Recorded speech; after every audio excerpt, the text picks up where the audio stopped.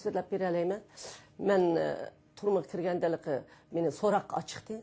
One day that I remember the most was when I was being questioned in a room. There's two separate rooms on the sides, and I could hear two young Uyghur boys being tortured during questioning. They were screaming. I could hear their screams. When they were dragging one out of the corridor, I could see him directly, and his legs were lifeless. He was being dragged, and all of a sudden he turns and sees me. He pushes the guards away, walks directly to me, looks at me, and says, "Mother, what are you doing in prison? Young boys like us are going to prison for mothers like you. But what are you doing?" Can you just describe your prison routine for us? What happened on an ordinary prison day? I usually wake up at 8 o'clock in the morning. Until 8:30, I get ready, wash my face, wash up and such. And then 9 o'clock, they serve breakfast. And afterwards, sometimes they will have labor arranged for me, where I do labor. But if they don't, I just sit in the cell room, not talking, not doing anything. I just sit. Afternoon, sometimes they have labor, sometimes they don't. And when they don't, I still sit. And then during the evening time, after dinner, they have certain documents that I have to learn and memorize. It contains like what the Chinese policy is, that what I should do. Were you ever abused or maltreated? I was never tortured or yelled at because I knew that there was American support behind all of it. That's what I thought from the beginning. How much support do you think there is in Xinjiang for independence from China? Anybody from 7 years, anybody from a kid to a 70-year-old people, even dying tomorrow, supports the independence movement. I'm sure you're aware of the lack of freedom. That's why no one can speak out. No one's free to say what they want.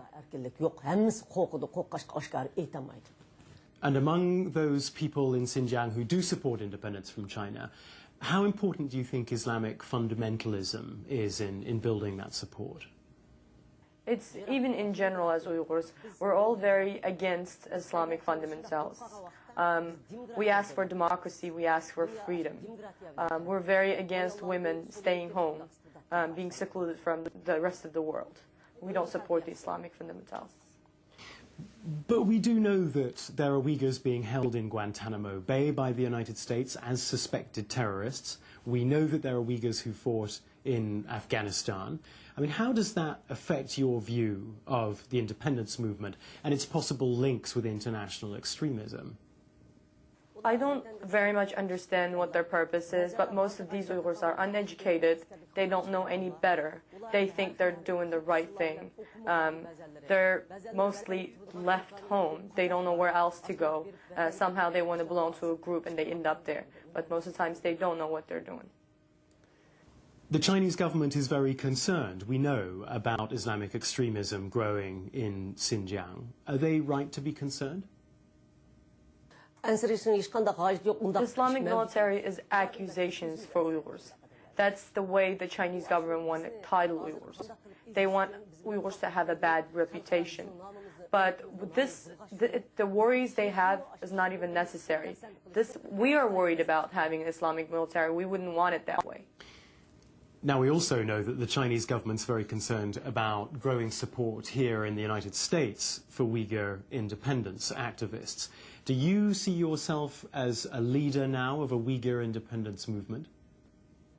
I don't know much about being a leader, but I believe that I'm a soldier for my people to fight for their human rights. You say human rights, but do you actually support independence from China as well? There's no nation, no country in the world that doesn't want independence. And my people want independence. But right now, I'm working on human rights and Uyghurs' freedom. And then the rest will follow right after in the future. If that's what our people want, then that's what they'll have in the future. In a peaceful way. How worried are you about what might happen to members of your family who are still in Xinjiang? I definitely worry and fear for my children. No mother in the world every mother in the world worries about their kids. But I'm free today. But there's hundreds of thousands of people still remain behind bars. And those are my children too. And I will do the best I can to fight for them. Nothing will stop me from that. Ben em de hərəkət qılmışam.